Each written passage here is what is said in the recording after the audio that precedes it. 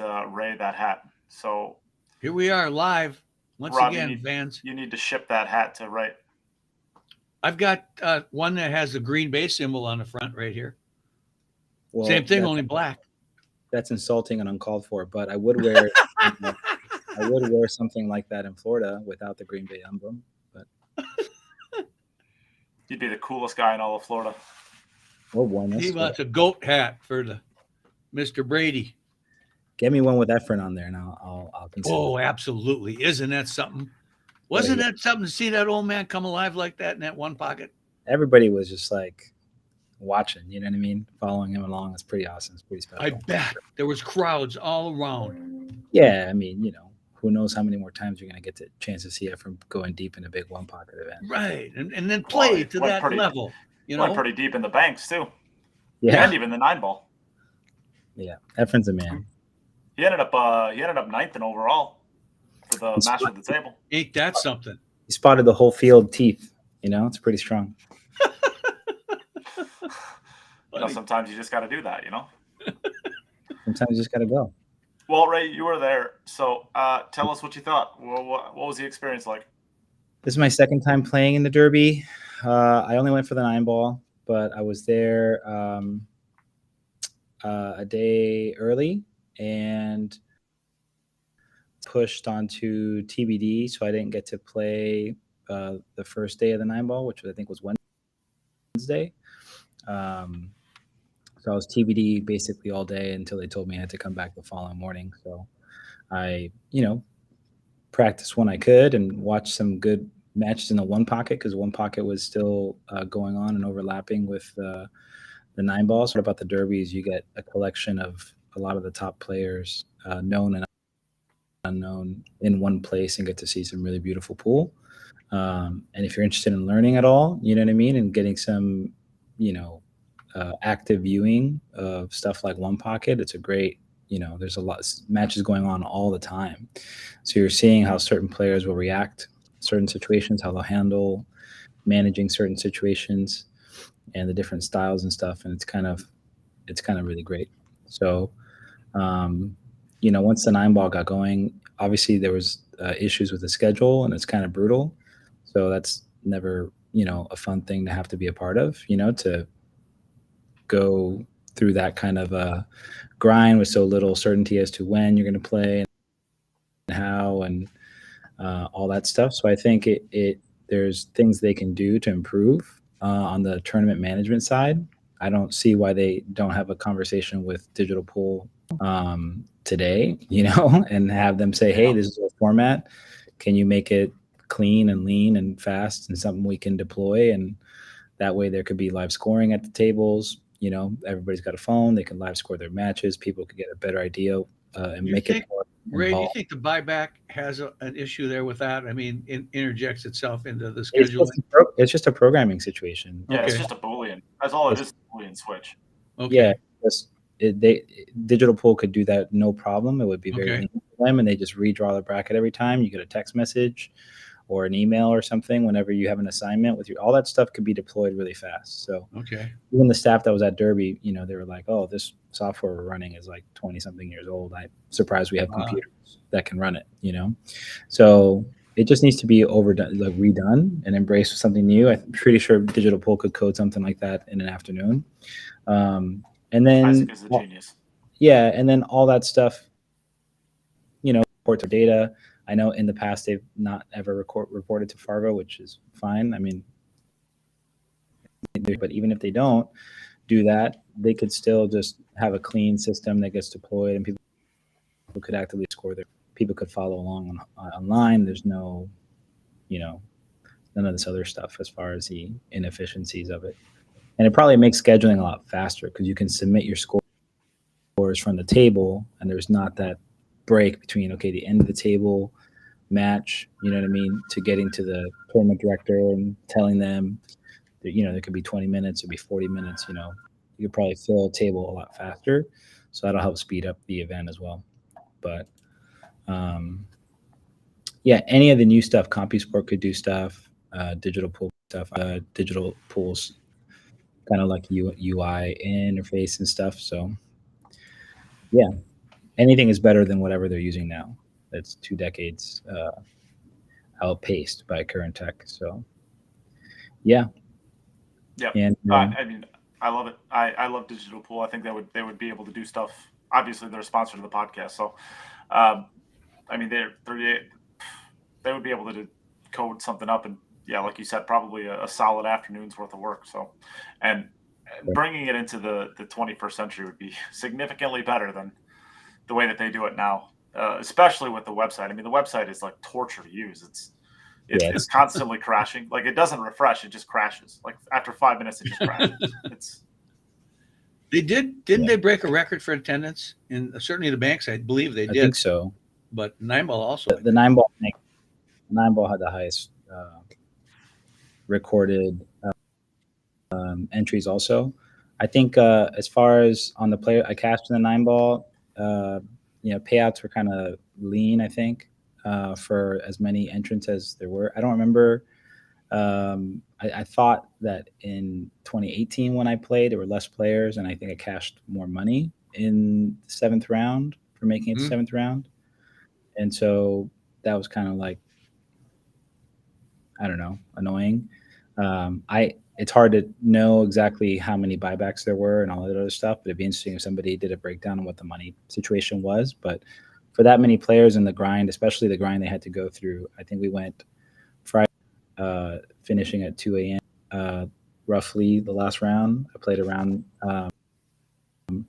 time and then had to be back at the venue for a 9 a.m. match the following morning, and then that started the 24-hour grind, 9 a.m. till 9:30 when they finished on Sunday morning. So that's, it kind I of mean, that's changes ridiculous. as far as how tournaments go. Yeah, there's an admirable part to it, right? Like, oh wow, somebody went through that. They shouldn't have to go through that. No, a professional pool player should not. And I mean, if anything, this goes into like the CD part of the game, right? If you're supposed to be up for 24 hours straight, well, who does that truly benefit? It's not going to truly benefit the people like Fedor Gorst, although he never misses, so it doesn't really matter. But I mean, that's honestly, it's going to benefit the people who use, let's say, extracurriculars while they play pool. Well, it's not beneficial to anyone really.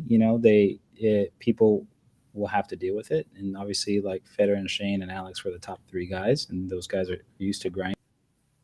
But and then 2 of those guys had to fly to Poland, the next day, and that's the picture of Joshua Filler just like passed out. Oh my God, yeah. But I mean, Matchroom maybe could have done a little better job of like scheduling when they did the World Championships as the Derby's a ranking event, Yeah. So there's that as well, right? Like, you're basically forcing guys to travel or pick. A lot of the players didn't even want to come to Derby from Europe because they didn't want to have to go through that slog. Some of them did. Mieszko was there, and a few guys that from Canada, like John Moore was there. Obviously they're stateside, but we probably would have seen more European and Asian players if there was a little bit of a gap between the Derby and the World. Yeah. So. Well, Tyler mentioned that he was, he opted out, forfeit out of a match he hadn't lost yet in the one pocket against just Hennessy, to get some sleep. It was a late, and Tyler, I saw him play a 4.5 earlier in the day, so sometimes that can happen. Just that. Oh yeah, it's a race to 3, so it could be over in 40 minutes, but it could also be 4 hours depending on just the tone of the game. And if you have somebody who's going to be defensive and try and Billy Thorpe played a game like that. Oh, absolutely, yeah. So longer there was multiple matches that went 3 or 4 hours, absolutely, throughout the tournament, and it's going to slow things down too. But that's the nature of one pocket. You're playing one pocket, so it's not on ball, right? So Ed said that the interference of some of the players having flights to go to Poland and stuff. It's restraints difficult. Yeah, it's just it's a rough situation for sure. And then it's going to get bigger next year. There's going to be more people going next year too. They have a contract; they got to be out by a certain amount of time too. So they, once the players were done, they had to go through all their teardown process and undo the TV arena and all the media stuff that goes with that. So it's it's a logistical. It was kind of the most scatterbrained. I kind of felt like it was like we had this Coast Challenge. It's like a league event, that happens every year, and just so many players are there. It's like, and I remember they had some problems one year where the timing of it was really rough, and I had to wait something like 10, 12 hours between matches to finish the 9-ball singles event or something. And I was waiting. I didn't know when I was going to play, and it gave me heavy that vibes, right? Like that kind of like big league event, but 700 and 800 Fargos, So it's like, it's it wasn't ideal, as far as the scheduling goes, and you ran limitations or the semifinals, last few rounds without commentators because the commentators, left or fell asleep or did what they had to do. So maybe they'll do like voiceovers with those since they were recorded on the TV table arena or whatever. But it's just players, I guess, they've ever had tighter pockets, so more misses and stuff, maybe adding to matches going longer. And Well, but let's take this into what Tyler posted. It's still enjoyable. Yeah, Tyler had this. Tyler Steyer, he had the post, and it was a little bit controversial. He ended up taking it down and explaining himself why he did. But essentially, the idea of his post was that the reason it's going so long is not only because of the higher entries, but because they had the tighter pockets, the slower conditions, and when you add banks and one pocket with a bunch of really just awfully slow conditions, it's going to make the game slow down quite a bit. And some of these rounds were, some of these one pocket matches were taking 3-4 hours. You can't run an event this big and have rounds that last that long. I also saw a lot of players that were just, bangers, not elite players. There was a lot of players there that were just playing. Well, and then you have other great players who chalk their cue 4,000 times in a row before shooting a single ball in one pocket. Yeah, there's that too. But it's hard when you have there's big disparities in skill levels. I don't really think I didn't really play on too many tables that were super slow. I think maybe the conditions might fluctuate slightly because of humidity and different stuff, and it was very wet. It was a very wet derby, a lot of rain and stuff outside. Maybe that had something to do with it. But I know, like, in the mornings when they would clean stuff, everything played very quick and clean and normal. Well, I think like at the International, when I went and played the International, there were times where the tables felt hit balls, So maybe there's something to say about the flooded Simona situation. That's a conversation you could have with Ivan Lee. But my matches, when I played a lot of matches back to back, sometimes on the same table, because I'd finish a table and they just bring somebody else for me to play because they're trying to catch up on the schedule. And none of my tables felt super, super slow. So who knows if that's like, because there's different areas, and I played one match upstairs, and on that table, I did have to kind of get a little bit, more into the ball to get balls into that, but I'm kind of used to that. So it wasn't like as big of a problem. Downstairs, the tables played, quicker and cleaner, I think. So, it's we got to adapt, I guess, until they heat all the tables, then we're fluctuations in humidity and conditions and all of that. So, if you don't want any of that, you wick cloth and things to as consistent as possible, then the diamonds need to be heated. But if not, humidity and people coming in and crowding around tables and stuff feeling muddier and slower, the AC goes out, whatever. All how balls play. And obviously you're playing so many rounds during the day that if you get stuck with like an 11 o'clock at night match or 1 a.m. match, and everything's super dirty and super chalky because it's been played on all day, then those are going to be, the most least pristine conditions that you can play in. Whereas if you play that early morning round after polished and clean, then it's going to play like a normal matchroom table or, TV table would. So they were cleaning the tables after the play stopped then at night. Yeah, Saturday morning, everything was polished and cleaned, and I was like, oh, this is nice. But now I got to change the break because the night before, I was playing more of like a spin break on the cut break and making the wing ball a lot and controlling the one. And I was kind of dialing into it, but with the super polished and clean conditions, that break doesn't do much for you. So you got to play more center with draw and adjust your Okay. So Not in a Mike said they asked Billy Thorpe to play a one ball, one pocket game when his match was Hill. Did you hear it? Is that a thing? I He saw had- that happening, and Billy said that, and he had a Billy super. was a little wild. Yeah, it's unfair to ask him to do that. I mean, Yeah. That's silly. it's stupid. You just gotta let him finish the match, and it was double hill anyway. So the thing is, they had like a long game. It was like 2 hours, 2.5 hour game, probably. And it went down to the ball with him and I think Anthony Miglino from Florida.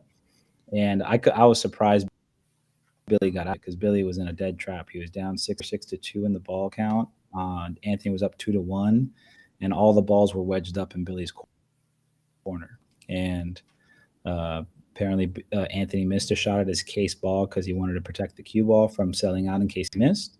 And then Billy ran a few back, and then it got down to 2 balls, Anthony needing 1, Billy needing 2. And Billy came with a crazy back cut, 4-rail, cross table position to get behind Anthony's ball to make it double hill, and then beat him in the last game. But I'm glad he stood up for himself because that's not, that's just the nature of the game. You got into a wedge game. It's like you're playing Nick Varner. Nick Varner wants to play a 5-hour game, so you just go cross-eyed and shoot a ball in the rail and leave him open. So, well, I guess to that I would say, with all this, it sounds like this is not sustainable for the future, right? You can't have this type of playing conditions under every year. Players just won't show up. Go ahead. At least venue, if you're going to have more players like this, like you're going to have 500-600 players in it in a tournament, you need more tables. So if that's the direction that they're going in, well, how do you make this? If that's the direction, if you're going to do it this way, can the venue sustain more tables? I've never been there. I've never had an interest in going to the Derby. The idea of the Derby it's just not appealing to me. I would much rather go to like a U.S. Open where it's just a flat tournament. There's no shenanigans on the side, whether those are good or whether they're bad. It's just not for me. I like just the straight tournament play. With that being said, I mean, is this sustainable in the future? Can the venue hold more? Do they need to find a new venue? How do they make this sustainable towards the future, Ray? Yes. So they would, if they're going to keep the venue, the fields, 527 for the 9 ball is too much considering how big the one pocket and banks was. So they got to cap the fields if they want to keep the venue size the same, because I'm pretty sure they're at capacity with what they can do at that venue. If they want to let it grow and the gambling rooms, right? Yeah, you would chop up maybe the gambling room. You would have to shorten the races. You'd have to make considerations to make things go quicker. I don't think shortening the race in the banks of one pocket makes sense, but maybe in the 9 ball. But that race to 9 is kind of quick with two really good players. It's a few innings really. That you're you have a liberty to maybe make a mistake or come back from. 2 innings maybe. That can be worked for. But if you want to let it grow and continue to be bigger, then they need to look at a different location and have better amenities. Make it easier for players to function and get their information and have it be scheduled better. So it's probably the most difficult I've ever Derby. I haven't really been to Derby religiously forever, but Scott Frost posted something too, like you either have to shorten, right, or get more tables, or play it out over an extra day. To ask the players to play a 24-hour gauntlet on 4 hours. I hate that. I hate that. It's not fair to them, especially because it's a ranking event too, Yeah, so, right. And that's where Tyler has it right. I mean, his eyes are on the prize. He doesn't care about one pocket. No, I think it was a smart, is a pragmatic approach for him to forfeit the match against Hennessy, because Hennessy's match and his match is probably going to take a long time, And Hennessy And is it's torture to play against to begin with. well, I mean, Hennessy. I mean, to his credit, he played great. I mean, he played Yeah, smart, one pocket. His matches weren't like 6-hour gauntlets or anything stupid. So it's just more of like Tyler's focused on the 9 ball. That's his priority. And he's got to Mhm. conserve energy, not just for this event, but he just landed in Poland. So it's like, do I want to stay up till potentially 3:30 in the morning, 4 in the morning, Sure. and then come back and play? And, it just didn't, it makes sense to conserve your energy as much as possible, especially when you're already grinding. He finished top 8 also in the 9 Yep. ball. Him and Donnie both had really good events. Um, and yeah, smart choice, I think, from his part when you're considering what's valuable for him. I'd like to Yeah, give a little shout out to a local player from our area, Twin Cities here, Minneapolis, St. Paul. Jesse Engel had a really he nice. made a deep run, top 11. He had a real nice tournament, and he's been battling away for a Yeah, few years he now, played 5, 6 years, to improve his game, and it's paid off for him. Well, he was. the, his match with Go ahead. Jason he got knocked out was pretty strong. He played really well, was up 8-5, I think, Wow. and broke dry. And then Jason ran like a very casual, very fast 3-pack to make it double hill. Like, just, I feel like Jason has this superpower of just like playing fast. Pressure doesn't get a chance to catch up to him. He's just so much. It's kind of like his style, go, go, go, which is awesome. Not a lot of people, Autopilot. not a lot of people can do that. All super clean, got it to double hill, and then broke dry himself, and left kind of an awkward position. Overhead. Jesse took a break, came back, tried to thin the 1 and go up table for safe, and didn't get him behind anything, and just left the edge of the 1. And Jason got to the shot, saw he could make it, took a breath, ran out, beat him double hill, and knocked him out. So, yeah, I heard there was a lot of issues with also for wireless. So that's an issue too, especially for people who are stream. I think if you have so many people there, you have to have separate wireless servers. One set of bandwidth set aside for the people that are doing the PPV stuff, and one that's like a general Especially when you're access charging use the amount that you bandwidth. are. Yeah, exactly. And There- it's part of your Those are some product. And crazy prices. the price doesn't matter if the product is worth the price, right? So the price becomes an issue when you pay that price and you have all the interruptions in service, and you don't get the multi-table access and all this other stuff. So that's the issue that you need to safeguard against. And the venue, which I have no dealings with the venue, but to me, I provide a pipe for the people doing the PPV stuff, Ray Hansen and AccuStats and all of them, and then a separate general access Wi-Fi that people can use to stream on their phones and do whatever they want. So again, I have no clue what the dealings were with the venue, but if that to me is a fail on the venue, kind of setting up the failure. So Yeah. I mean, yeah. At the end of the day, I don't think I would definitely like to not have it capped in any sort of way. I think this is kind of one of the events that, especially with the way the U.S. Open is going now. Of course, the U.S. Open, anybody can sign up, and it's not super hard to do that, assuming that you're on top of things. well, But you need to have good, I think Derby you City need to have good Classic. internet and get in the first 10 Yeah, minutes. right. Yeah. But the idea is like for the most part, you can kind of get into, but it's getting harder and harder, like you said. So this is kind of that one event where the pros mix with the amateurs and the ball bangers and the casual fans. And I think that this is, if there's one thing that the Derby City is outside of the gambling, it is kind of a tournament by and of the people. Because at the end of the day, if you got 527 competitors or whatever you said that it was, I mean, that is, you have 300 ball bangers, and I mean ball bangers in the sense that you're not a world quality player. Yeah. Like, And there was matches going later into the rounds, like round 4 or 5, where you're like, man, what's going on here? It's like, how these guys make it here.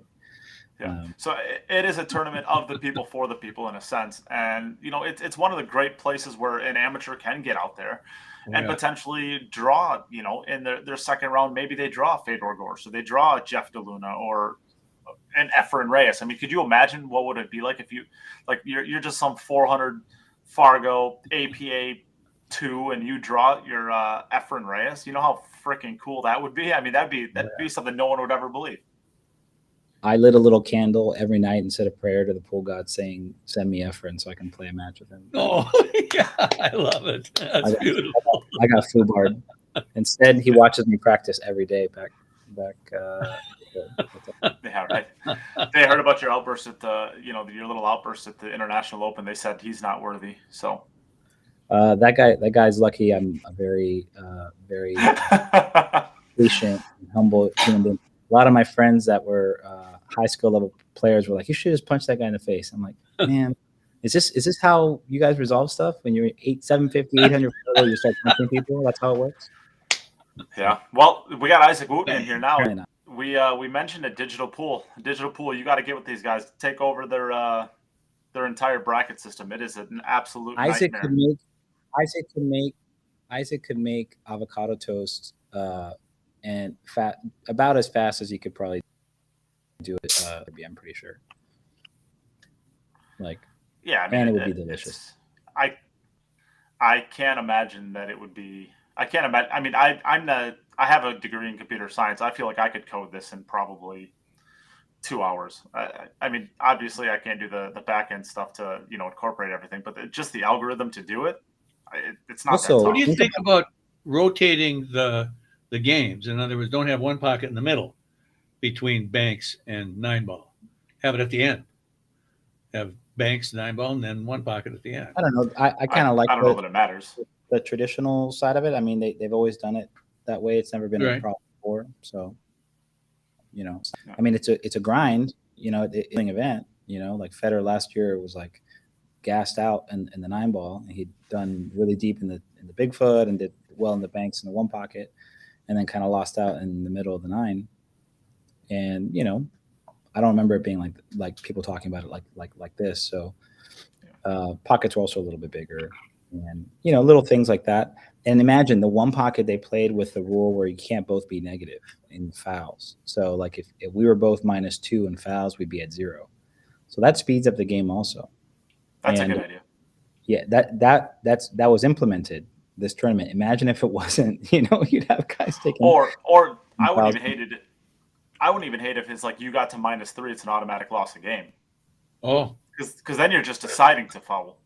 And I guess there are absolutely situations. You're using it as an option. Yeah, but it's a valid option. So now if you go -1, you take a foul, then I go to -2 instead. You know what I mean? Right.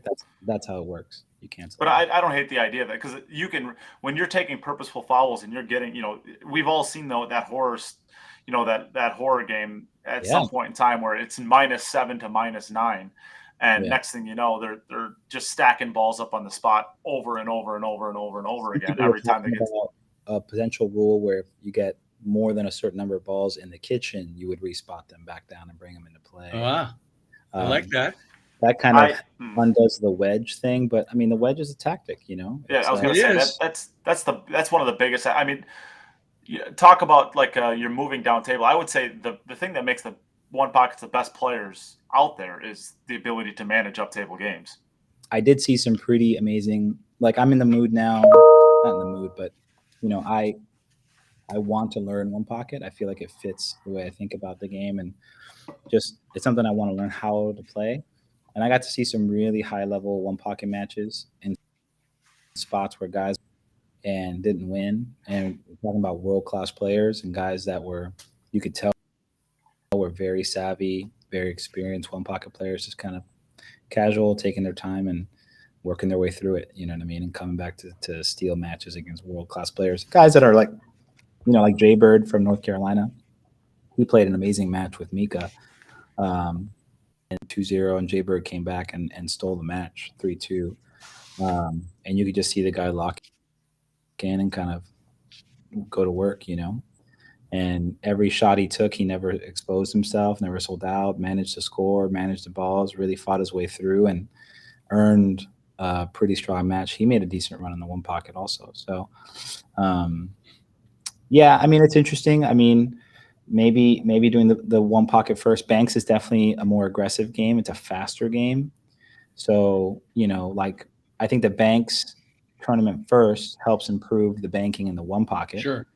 But, if you did it first, maybe the one pocket, banking will help set people up for the more aggressive nine ball banks. And then in the end, it's, it definitely picks up steam because nine ball banks, you never really see drawn out matches taking 6 Yeah. hours. You know what I mean? You know, I was watching Sky in one of the bank games, and he he has the ability to hit those banks with exactly the right speed.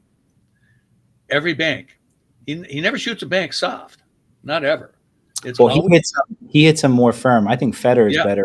better at I the agree with that. blend of speeds. Okay. Skyler Well, has his speed that's optimized. Like I think Yes. most Sky players hit, they pepper him in. Yeah. Sky plays a lot like Billy, who plays a lot like Brumback. It's orthodox bank pool. It's Yeah. orthodox. That's like the established. This is how you play bank pool. So if but if you just think about ball pocketing, you open the pocket up a lot when you slow the speed down, and a lot of guys don't want to have to kind of execute with the slow rolling ball. But Federer at a high level from straight into the back, will leave him that one ball near the opposite long, short rail, and he just Well, it's easier rolls to it play in safe into the that way. corner pocket. Yeah, the strategy too. If you miss, it's good for you Yeah. too. So it's like it's all good. It's all good for you. If And you leave the ball one by one diamond, Federer, I generally think, hits speaking, it's super tough to answer. right. Yeah. Yeah, no, but Sky is fearless when it comes to the banks. I saw him. I played him in the Fearless. nine ball, and Oh, yeah, I I was played him so in the nine impressed. ball, and he back cut a straight back in the corner on me. I broke him in the first game, and the second game I think I broke dry and left him with the one ball on the short rail. He just peppered it back in. He did the same thing to Shane. If you watch the match on him and Shane on YouTube, late in the tournament, he plays Shane, and Shane plays safe, sends the 8 ball up table, leaves him a ball. He can see the 8, and he just peppers it right back, one rail straight back, and got 2 rails straight on the 9 straight in. So Sky doesn't really care who you are; he's just going to come with that bank. Wow, is he impressive? I was impressed. Yeah. I think Nate Kennis's comment's kind of interesting too. It's how weird is it that you can have a matchroom ranking event? How many players are under 21 now that can really, make a serious run at the European or even the U.S. Mosconi Cup team? But like a Moritz Neuhausen comes to mind. Of course, Eklund Kachi in the past, Fedor Gorst in the past. But like, it's like actually like Federer a was pretty barred, huge and he was disadvantage to world not. champion. Sorry. Yeah, Federer was barred, and he was a world 9 ball champion. So imagine that. Yeah, and at the time, I guess the matchroom rankings weren't in existence like they are now. Of course, that started last year. But let's just take like a Moritz Neuhausen, for example. Like he's not a favorite, obviously, to make the Team Europe, but he's probably a couple years away if he continues to progress the way that he is. It's actually a huge disadvantage to not have the ability to get these ranking points, because this is actually, this is a real event. There's a lot of money for first place in this. What is it, 16,000 for first place? I mean, that's more than 3 Euro tours. That's huge. Yeah, it should be a lot more. Yeah, it should. That's about should- 100 grand less than what it should be. Yeah, it I should be a don't lot disagree more. with that necessarily. 116 is what it should be. Yeah, especially for how hard it is to go through 6 or 7 straight death Right. tours. You're playing like, especially once you get past round 8. At that point, it's just Champions. you're walking through, them down. It's like Hercules with whoever. So yeah, I mean they should be paid a lot more. But at the same time, I would assume that a lot of the money, or at least a percentage of each entry, goes to Master of the Table. I would assume. I have no idea. I have no idea what maybe somebody from from the Derby organization can say how they assemble the money. Master of Table is awesome. It's a great bonus. You know what I mean? And it's cool that you get to figure out, you know, there's always an update going as like I think Chohan had a shot to get there. He to did Master, have a shot. you know, because he was deep in all the events. And Gerson Martinez from Peru, again, showing another strong Latin push in a big event like Tevez. Well, he won the Open 10 ball Gerson did, and then Tevez goes runner up at the World 10 ball last year. And Gerson's, I think now he's staying in Poland right now for the World 9 ball, and he drew Mika, I think, first round. So that's going to be a brutal. And he's unseeded. You know, Mika's seeded, but that's a rough first draw for both guys. You know what I mean? 'Cause it's you know, there are very few cupcakes out there. You know. Well, when you're talking about 5 120 a.m. tomorrow morning. when you're talking about 128 of the best players in the world, and like you said, like we started this by saying you wanted an invite to this thing, and you didn't get one. I mean, there's a lot of players who, especially as China comes back and opens up. Yeah, it's hard. It's hard to get in. You gotta. I think Matchroom probably prioritizes people who are traveling to 28 guys who are just more able to go to all the events. You know, so they're going to get the call on more stuff.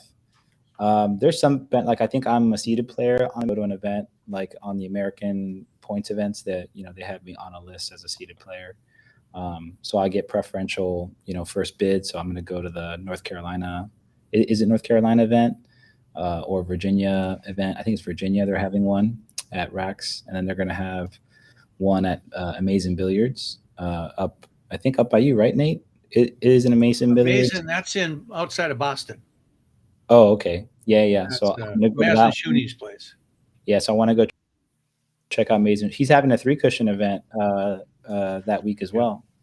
So I'd love to play both events, honestly, but I can't take off the event, having not practiced 3-cushion for a little while. But yeah, so Amazing Billiards will be up there, and then I want to check out Jason's event because I haven't been to his room, but I hear his room is really nice. Oh, it's amazing! It's absolutely amazing. Nate, you've been to his room, right? Oh yeah, you have to get their food. Oh my goodness! Oh, that's another thing too, that I wanted to bring up about the venue. I have a friend of mine, Matt Cady, super sweet guy from Sioux Falls, South Dakota, and he, I shared an Airbnb with Mika, Nayuki, Blaine Barkas from Texas, and then Matt was there with another guy from Sioux Falls. And he was talking about his discrepancies with the venue as just a guest, somebody who's not playing, but feeling a little bit of like the negative side of having so many people with staff that maybe was a little understaffed, and then the food sucks because you're in a casino, and they had, I think they only had like 1 or 2 places that were open in the courtyard food place area, so you limited dining options and everything's more expensive. And it just kind of felt like, less welcoming than it should. So when you write down, I had another friend of mine, Lisa from Miami. She was there traveling to help support some of the Spanish guys, including some guys from Sin as well. And they were talking about, just their takeaways as far as food, the hospitality of the event side of it. So when you think about a venue that caters to players, people, that's a factor, when you want to bring in and draw more people. It's something that I think about too, when I think about what would be the best structure to help it. But yeah, I mean, it was still fun. It's fun to watch and play pool and for a few days, and that's all you're thinking. So yeah. Well, I guess takeaways.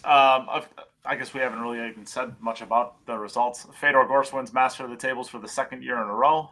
Pretty sure that's never been done before. At least to my knowledge, it's never been done before. My friend's done it. Master of the Table twice in a row. That's happened before. Has he? Yeah. I mean, Efren won the 1 years in a row at one point. So I'd imagine he'd have at least a back-to-back, 1 or 2 in there. So, but I mean, yeah, Federer's awesome. He won the Banks, and then he won the 9-ball super late. Apparently, Ed said that Chohan was leading in the all-around until Federer made the semifinals of the 9-ball.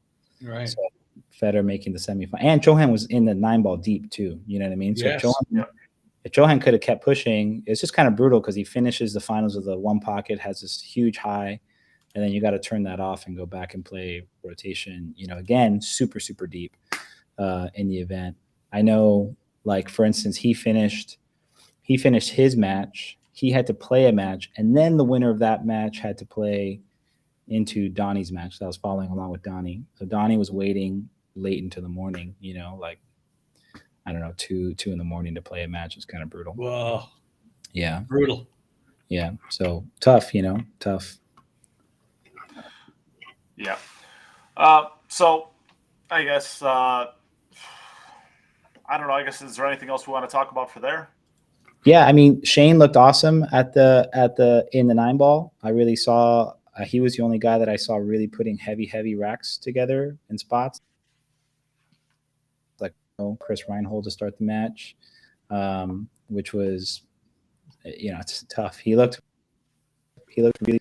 I don't remember seeing a ton of other guys doing that. I know I saw Raga there, which was interesting to see him playing and doing decent in the one pocket. He got pretty far in the one pocket considering he's never played really. So he's very talented, obviously. So hopefully we'll see more of him in the States. And Peg is looking really strong in the rotation, really moving good and playing good and leveraging his all-around skill. So, and then Efren, I think, was really the story in the one pocket being 68 and he could have got the bye to the final, really, He could have. I mean, really, I'm not exactly sure if all three had a bye or, because the way they do the bye is that if you've had a bye, then you're not eligible for another bye. And so everybody who's available for a bye has had. So they kind of filter that down. And yeah, so he had to play Chohan in the semifinals.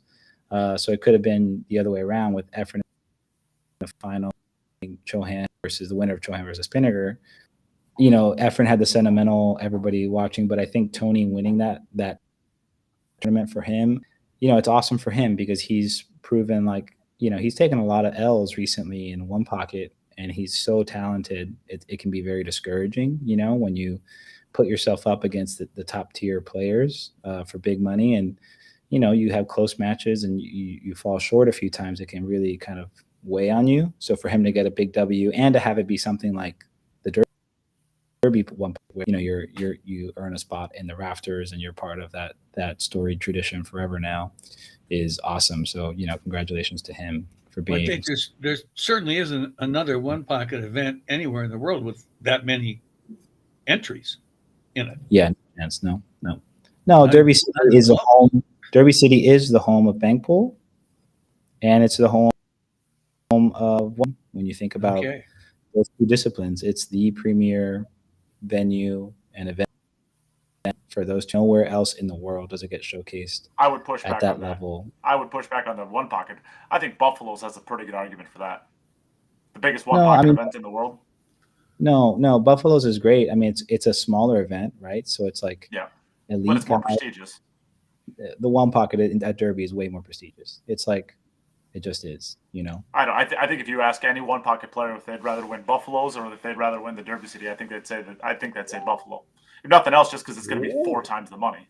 Yeah, they're going to make more money. I mean, that's a logistics thing. But which one is more perceived as a more prestigious event? It's going to be the Derby one pocket.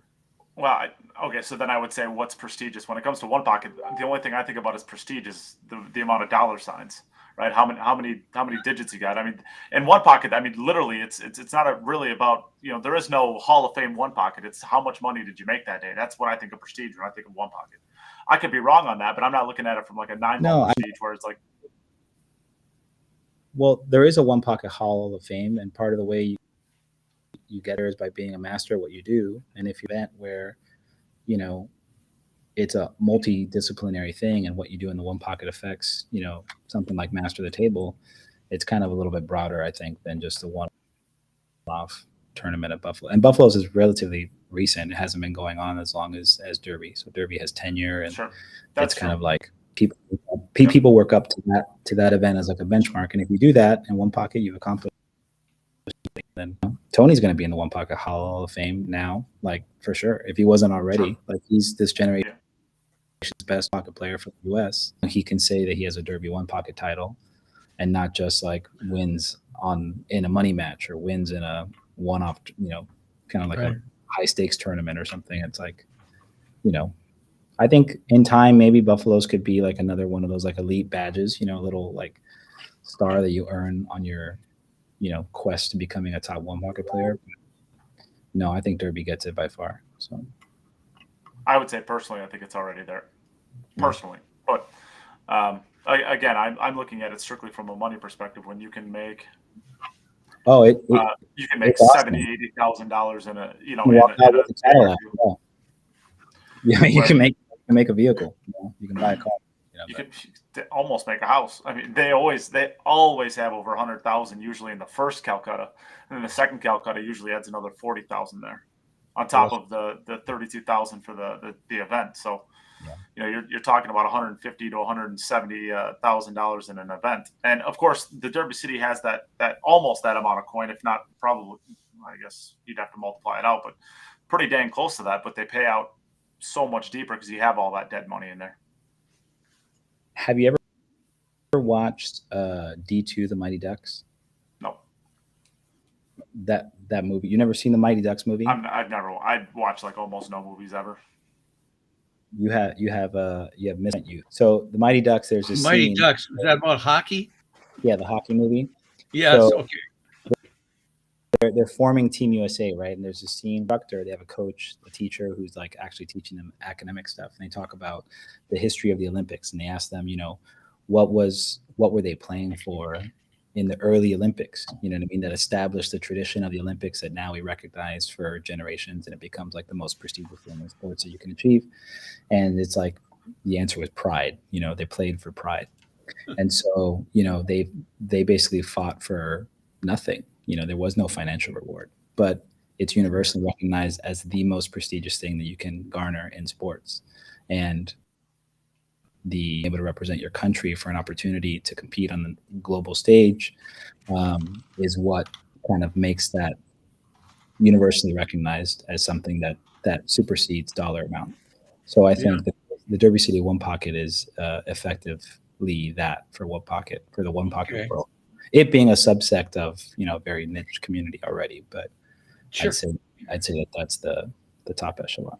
Yeah, a little bit like the Moscone Cup too. You're not a millionaire after you get done playing in it. Go watch Mighty Ducks. What are you talking about? You're from Minnesota or something, right? Or Wisconsin or something? I don't know. It's the same thing. Yes. Somewhere cool. There's hockey somewhere. I spent a lot of time on the boards. Smashed into the boards. Well, all right. Well, you're back. Let's jump into the World 9-ball, because I think there's plenty to talk about, and I think that there's I don't know. I'm pretty excited for this to start up tomorrow. Some pretty brutal matchups. Obviously, the draw's out. We're going to take a look at it right now. How brutal is Aloysius Yap drawing Sharik Sayed? Obviously, it's there's higher quality quote unquote matches, but I mean, partners. They've played the World Cup of Pool together. They're fellow countrymen. That's tough action. 128. You draw your road dog. That's brutal. Yeah. But, I guess I'm going to go through another brutal draw for Shane. Actually, Masato Yoshiaka is a great player. Yeah. I guess I'm going to go through this. Anything catches your eye, feel free to stop me at any point in time. Are there more Polish players in this than any other nationality? That's usually the case in just about every tournament, unless it's in the U.S. And then there's probably more Polish people than there was in the Derby City than any other ethnicity besides the U.S. And I don't think there's just random Polish league players that are playing. I mean, I've only seen some of the top guys like Wojciech and Niesko, and is Victor Zielinski playing? He's got to be in, right? Oh, of course. Yes. Of course. Yeah. And then Carol's playing. Tomas Copland, Conrad, Daniel, Makiol. Yeah. I mean, there's a lot. I mean, we'll go through this. We'll see. How do you pronounce his last name? Makiol? I think so. Okay. Makiol or Masiol. I'm not sure which one. Cool. Well, Max Lettner and Max Everly should be an interesting match. Yeah, Battle of the Maxes. That's kind of a fun one. Yeah, Nick Vandenberg, it's pretty sweet to see him back in there. He had a pretty tough draw, but yeah, he's it's on. great to see Nick back. He's unseeded, so he's going to get a tough draw. But he just won, Yeah. I think, a big event in the Netherlands as well. So he's back to playing good. And I think he just signed with Go Custom Cues as well. Yep, I saw that. Tyler Yep. plays Mason. Yeah, that's a brutal one. They're from their Both. backyard. They're neighbors. Yeah, That's hilarious. yeah. Mason lives, or Tyler Steyer lives in Oshkosh now, Oshkosh, Wisconsin, and Mason's living in Appleton, which is literally about a 20-minute drive between the two of them. They grew up probably an hour and a half from each other. It's kind of a brutal yeah. draw. So a Canadian player, Eric, got asked to play, huh? Yeah, Eric, Horlison, yeah. Yeah. I played him out in Vegas one year about 10 years ago. We got, I think Another the Canadian, tournament is Stephen starting Holland. off. I think the tournament is starting off with this match right here. It's Wojtek Szewczak versus Bashar. I think that's what's starting that's the first match that's getting everything underway. So that's pretty cool. Tough. Imran Majid's been playing some great pool. This is going to be this is a fun one to start out with. Marco Tauscher and Imran Majid. Guess going through the rest of these, you guys. Have you guys taken a look at any of this stuff yet? No, I haven't. Go ahead. Keep going. Yeah, sure. I know plays Gorst at certain point. That's going to be like a tough first round match. Yeah. I think.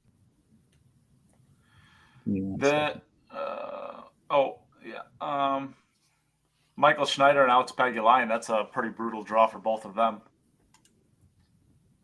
Joe Spence, huh? Yeah, Joseph Spence. He was one of the players. I played against at VNEA Masters last year. Yeah. I was fortunate enough to come out on the good side of that one. So really, where's my invite? Come on. Just kidding. Yeah, where's yours? Who else we got in here? This is Shane and Kachi Kia. and Demetrius. Who's that? Eklund Kachi and Demetrius Lakatos. That's a pretty tough match. Kachi and Lukatis. Yeah, that's interesting because the last I think we saw of Kachi was at the U.S. Open, and he played really great. I mean, he didn't like beat out Fedor, I think, right? Filler in the round of Was it Filler? Yeah, he crushed Filler, I think, in the round of 8 or 16 or something like that. Yeah. What country is Aziz from? Playing what? Victor. Yeah, that one right there. Yeah. I don't know. Aziz Musadi. I'm not entirely sure. I don't know that. I've never seen that flag. I don't think. So Victor's playing. He's going to be, I think, one of the guys to watch because he had so many close tournaments. You know, getting to the finals, making deep runs. I agree. Well, he had like the inverse Francisco here, where he made the finals every time but didn't win. Here we have a podcast fella. Chris is on there playing yeah. Sky. Unfortunately, we got to root against Sky Woodward. It looks like. Bummer. Did you get a polo? Did you get him a cue it up polo? Oh, we should have. What was I thinking? Yeah. What were you thinking, bro? Well, no, I said in our group, whoever wants one, just let me know. And I only got one response, so Pinoso's getting one. I got to send you a logo. I have a logo that I you can do that, but do it soon. Do it soon. Yeah, I will. There's no repercussions if you don't. Just do it soon. Jose Alberto Delgado's playing Joey Tate. I'm happy to see that Joey's got invited. I think that match he played with Shane was like a really big kind of like boost for him, and it him to the Matchroom people. So it's kind of great that he's in personally and for the absolutely. world. Yeah, it's great. It's great to see young kids, super well mannered, super well brought up. His whole family, his 2 sisters, his baby sisters, very talented. I'm excited to kind of see her grow up. Bethany and Noel both are. Bethany and Noel are both like. This will be the Cohen. Right here. This is the match of the opening round, I think. Yeah, James Aranis and Coping. Aranis has been in the Philippines, right? Since last year. Just about, I think was he not traveling with Dennis when all that went down, and so I think he's been in the Philippines ever since. So it'll be good to see him back on the international slowly improved. Um, Yeah. and just grinding really hard, and good to see. It's a tough matchup for the coach, but it's two champions there Brutal. going. Brutal. Yeah. Absolutely brutal. Robbie Capito's been playing really well. He had a strong derby, made a deep run. He did have a good Yeah, derby. I think who's he playing first round, Nate? I think you just passed. Yeah, totally. And That's gonna be a match. That's the Vietnamese player, right? Yeah. No. If I'm not It's not Vietnamese. right. It's no, but I think he was at the U.S. Open. I If don't I'm not remember where he's mistaken. I from. believe they played really good. And I believe this is Phuc Long. So Yeah. Phuc Long gets to play Moritz Neuhausen. Fun. Tough. Phuc Long is a really funny guy. Tough match. Super sweet guy. Yeah. Yeah, super nice. Yeah, super nice. And there it is. That's the Who's, draw, I guess. Who's Francisco Sanchez replaying? Soshaw. Oh, isn't Soshaw based in the UK in England? I think. Does he not live there? Because Darren played him a set. I think. Well, he's recently. certainly not playing under the British flag or No, the English flag. The Indian flag, maybe. No, that's not the Indian flag I either. don't know. Is that the Dutch flag? No. No. I don't know. I don't know what that flag is, but I know it's not the Indian flag. Indian flag is only 3 colors. It doesn't have the little symbol on it. Someone's out there's got to be a flag expert. Wasn't this like I don't watch this show either, but somebody told me like the Big Bang guy is like a flag expert. It has like a show on flags. Is that right? Oh, I see. Oh, really? Flag. Interesting. Okay. So Welsh. Oh, okay. That's cool.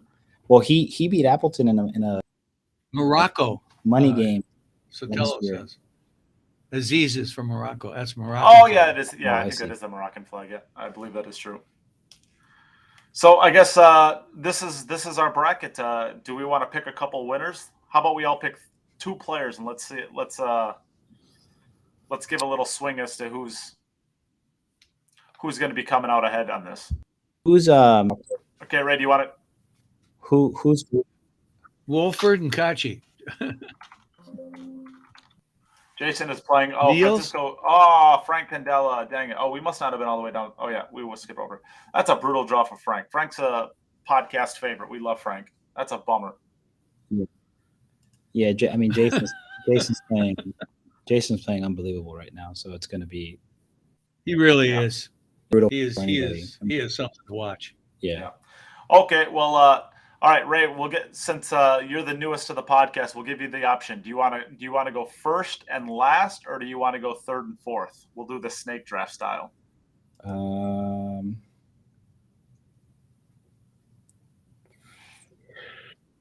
are we picking? Just 2? Yeah, we'll just pick 2. It'll be fun. 2 to go all the way in the finals. Just this round, or well, I'm looking at the 2 I'm picking right now. To win. Okay. Or you guys want to do 3? You guys want to do 2 or 3? Albin's on the list, right? Where's he at? Yeah, he's up there. We went by him. Albin is right here. Juan Carlos Esposito. I don't know Esposito, but he's a Spanish guy apparently. All right. Well, can we pick two big guns and a dark horse? Yeah, let's do that. That sounds fun. All right. I will go third and fourth. Third and fourth. All right, Rob. You want to go first and sixth, or do you want to go second and fifth? Second and okay, fifth. Then I'll go first and last. My first pick, I will take Fedor. He's not on the list. Fedor's not. All that he can't leave the country, of course. I'll take Philip. Wop wop wop! Welcome to current events. Yeah, I know. Did you ever take Philip? I wasn't even prepared for my own game. No. All right, let's see what everybody out there. Let's hear from you guys. 2 people that you want to pick and a dark horse. Pick your first player. I did, Filler. I'll take Filler. I'm going to take Zelensky and Oh, Shaw. you get 1 pick, Rob. Then you got to wait. You want Zelensky or you want Shaw? You get to pick second and fifth, you cheater. Zelensky. All right. He wants it. Third and fourth. Who do you got, Ray? Back to back. I will pick. Can you scroll for me again there? Let me just see what's going on. Sure. Up or down? Up, all the way to the top. Like you never stop. All the way to the top. One up. Okay, I'm gonna pick Shane as one, and then I'll pick.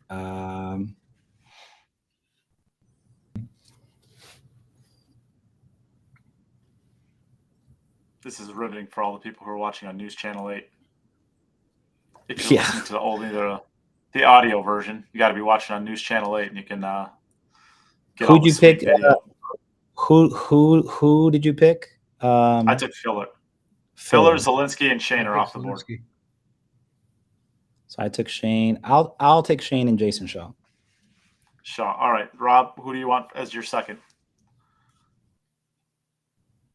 Okay, I'm gonna take Francisco Ruiz. FSR. That's a good one. All right, I'll take Albin. Okay, our dark horse. Who do you got for a dark horse? Oh, I get to go. No, I guess I don't get to go first. I don't know. I go first. You can go first. It's dark horses. We shouldn't be stealing each other's anyways. Gerson Martinez. Gerson. All right. Who do you got, Rob? Who's your dark horse? Melling. Melling. All right. I can dig that. Yeah. My dark horse is going to be Daniel. Daniel. Day Lewis. No. My dark horse is Fedor. Shut up. Daniel Marcial. No. Very good. Yeah, Fedor's gonna find a way to win this from the U.S. That's my dark horse. All right, I wrote all these down. This is gonna be good. How far do you think Alex is gonna go? Because Alex had a good derby too. Pagalion? Not far. He's a man. You don't think so? Huh? I don't think so. I mean, at the end of the day, like, I'm just speculating here. This is just this is me just guessing. But he's 40, 44, 45, going through an entire Derby City Classic. Going through a Derby City Classic like that, and now you're going to jump on a plane and go straight over there with dealing with the jet lag. And honestly, maybe being like ridiculously sleep deprived, maybe that's already your shock to the system, and then you'll transfer to the jet lag easier. I don't know, but that seems to be pretty brutally tough on anybody. But take somebody at least towards the tail end of their career, and I'm going to say that that's going to be tough on them. I'd like to be proven wrong, though. He's got such a great attitude. He has what I think is a kind of a perfect mix of killer and goofy, focus and fun. Yeah, killer and goofy. Focus and fun.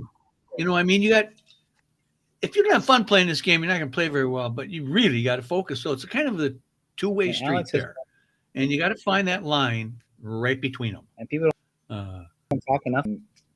Grinding the last couple of years to really get back in.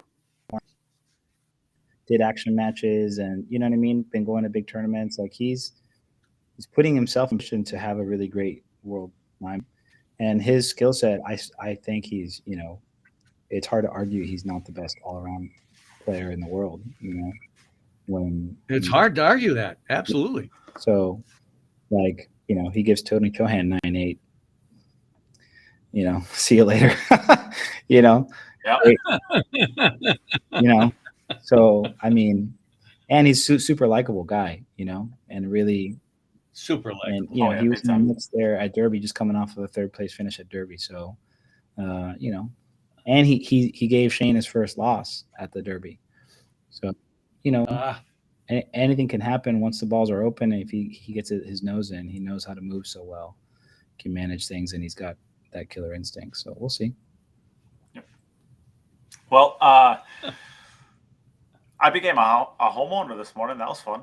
Oh, congrats on closing the deal. Proud of you. I bought the house. Do you have a view? Do you have a view of the freeway? No, I got a view of a lake. No. Oh. Kind of. No, I mean I don't, but I'm a block away from a lake. Okay. So with a drone, I could see it. What's the town name that you're by? Technically, it's like a tiny little thing called Newville, but Newville isn't really a city. It's Edgerton, I guess, that I technically belong to. In between Edgerton and a town called Milton. Do I have a pool room? Okay. Yes, I do, Nate. I will have a 9-foot Predator, which I have been graciously hooked up with from Predator. Not hooked up with, well, yeah, basically hooked up with. And I will have a 7-foot Valley because all of Wisconsin is basically Valley pool tables and 7-footers. So I'll have the 9-foot for playing real pool, and I'll have the 7-footer to basically play on for one day before I go to a big event.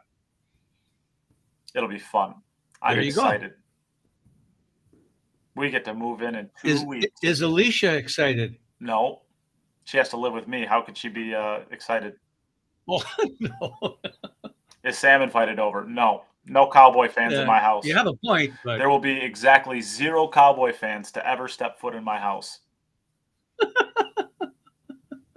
Ray looks so enthused by this conversation right Sorry, now. I'm just have to peel off of work. Give me 1 second. have you met Nate's wife? I have Ray? not, no, but Oh, I'd like to give her a medal.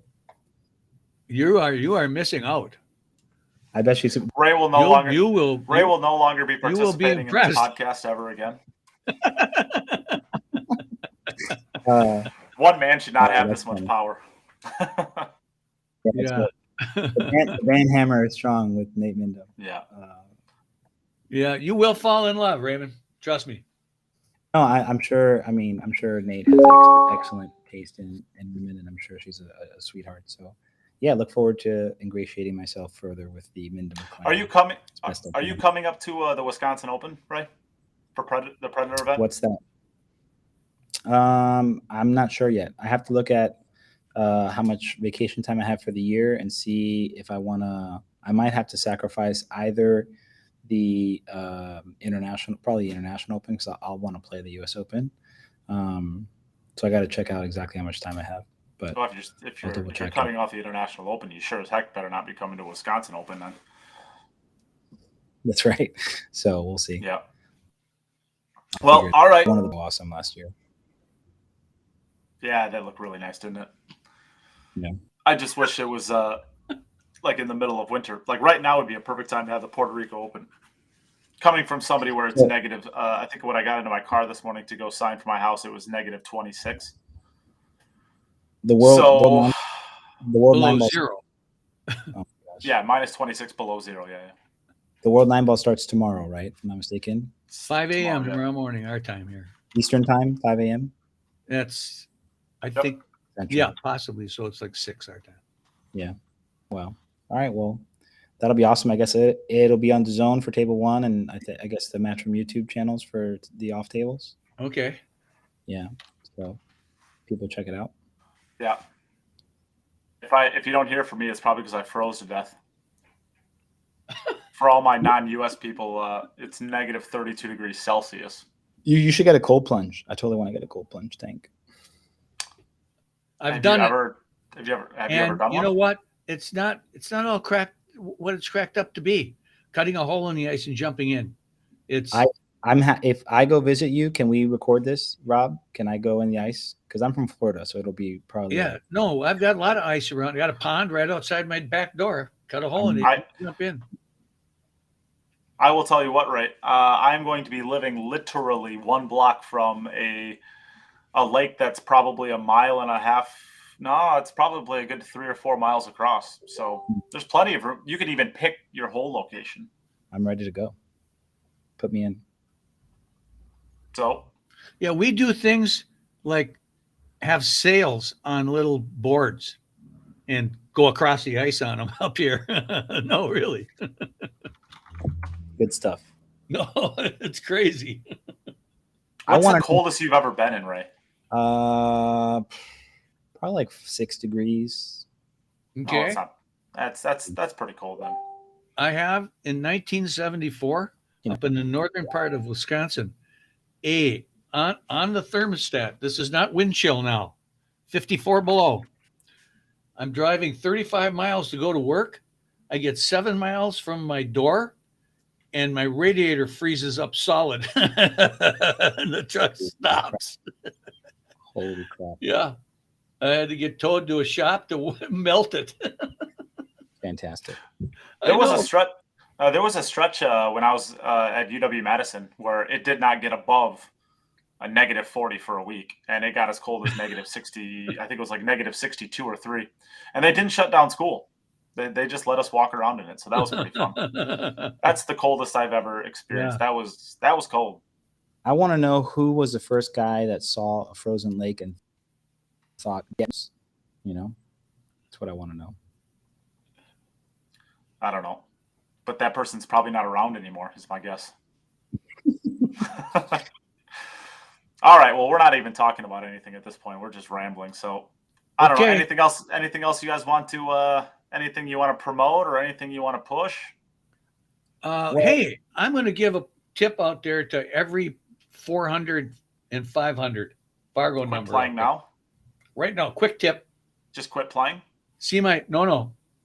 You see my hand? See how level it is to the table? That's the way I want to see everybody stick from now on.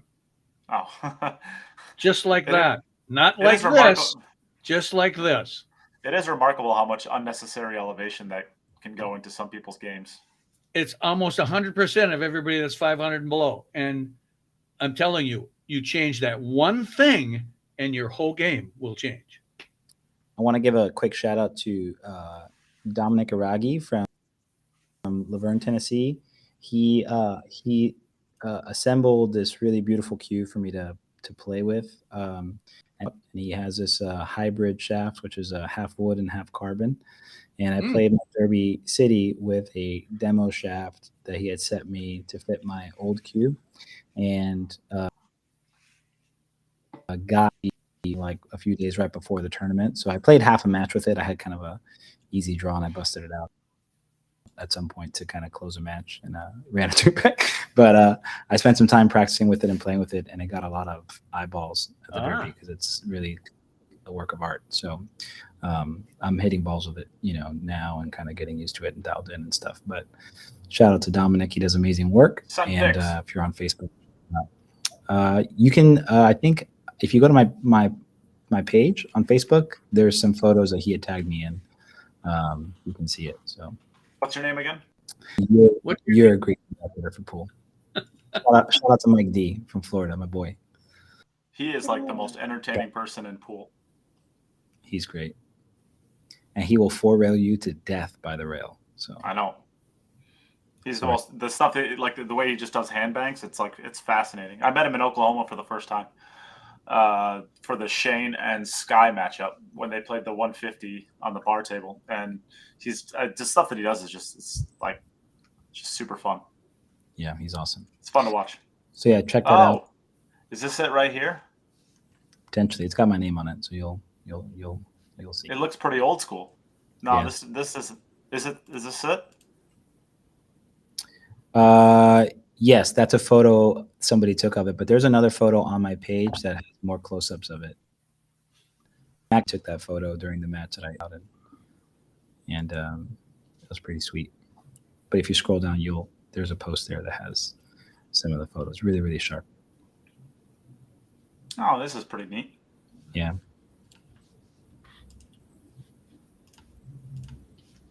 Yeah. Hi, guys. So each one of those rings, if you look real close, each one of those is a slice of brass, and then dark parts around the brass is carbon fiber, and then the white is a MoMA, which is like a mammoth ivory imitation thing, and then the wood is redwood lace burl and Murata, I believe. So wow, pretty 30-inch cue with the 30-inch shaft, and then the shaft is. The base is that same redwood lace burl, and it goes into a 12-8 carbon. It's really, really crazy. So I really like this. That's pretty good. Is that like your actual signature, or is that just like a font that he picked for it? that's a font that he picked for it, but it kind of looks a little bit like my signature, so I'm not mad at it. It's not Comic Sans, so that's that. Times New Roman. That's right. Yeah. All right. Well, that's a pretty sweet cue. Tell him to ship me one too. I'll do my best. Yeah, I'll take one. Yeah. All right. Well, let's close it out there. Thanks everybody for hanging out with us and just kind of chatting with us. It was fun. Thanks for participating in the chat. Shout out to Tom and Mike the Lauder, the most entertaining banker of his generation, and probably one of the most underrated bankers probably in the country. Gave I would Raymond say. a nice compliment there. You The don't. great You don't- ambassador for pool. I appreciate that. Yeah, nice.